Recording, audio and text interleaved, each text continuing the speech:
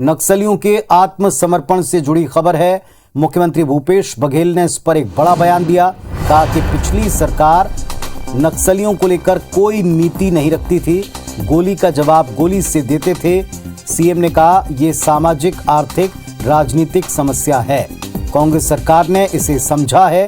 पहले विश्वास, फिर विकास, फिर सुरक्षा।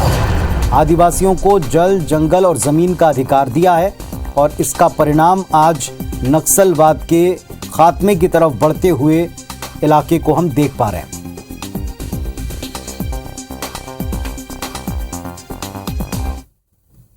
नक्सली गतिविधि गांव-गांव में कम हुआ। शिक्षा के, रोजगार के और स्वास्थ्य के निरंतर हमने प्रयास किया। इस कारण से नक्सली बैकफुट में है, तो उनके पास कोई रास्ता बचा नहीं। तो आदिवासियों को जल, जंगल का अधिकार दिया है, विश्वास पहले अर्जित किया, इसके बाद विकास और अंत में फिर किसी सख्ती की तरफ गए हैं। ये बयान, बड़ा बयान मुख्यमंत्री का है। अविनाश पाठक सहयोगी हमारे साथ में जुड़ रहे हैं रायगढ़ से। अविनाश, एक बड़ा महत्वपूर्ण बयान प्रदेश की सबसे गंभीर समस्या पर दिया है मुख्यमंत्री ने।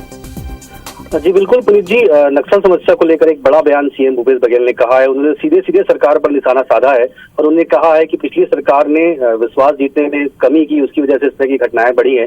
लेकिन जब से कांग्रेस की सरकार आई है तब से हमने विश्वास अर्जित करने की कोशिश की और हमने उस क्षेत्र में विकास किया, लोगों को सुरक्षा दी, आदिवासियों को जल, जंगल, जमीन का अधिकार दिया और इन सब का परिणाम है कि जो जमीनें वापस हुई है कि अब आदिवासियों का विश्वास है और उस क्षेत्र के जो लोग हैं उनका विश्वास सरकार के प्रति बढ़ा है।